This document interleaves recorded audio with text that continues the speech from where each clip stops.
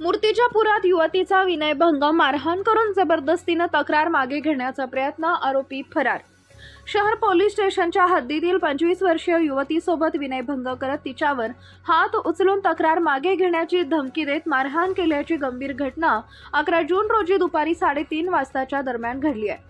पीडिताने आरडाओरड केल्यावर आरोपीने घटनास्थळावरून पळ काढला असून या प्रकरणी शहर पोलीस स्टेशनला 2 जणांविरोधात गुन्हा दाखल करण्यात आलाय। प्राप्त माहितीनुसार या प्रकरणी फिर्यादी 25 वर्षीय तरुणीने तक्रार दिली आहे। 11 जून रोजी दुपारी 3:30 वाजता आधार चॅरिटेबल हॉस्पिटल स्टेशन विभाग मूर्तिजापूर इथं ही घटना घडली। आरोपी आकाश साहेबराव समुद्रे, वयवर्ष 30, राहणार एकतानगर मूर्तिजापूर यानं तरुणीचा हात पकडून माझ्यासोबत चल असं म्हणून विनयभंग करण्याचा प्रयत्न केला। तरुणीनं विरोध केला असता आरोपीनं तिच्या केसांना धरून गालावर थप्पड मारली व शिवीगाळ करत माझ्या विरोधात केलेली तक्रार मागे घे असं म्हणत धमकी दिली।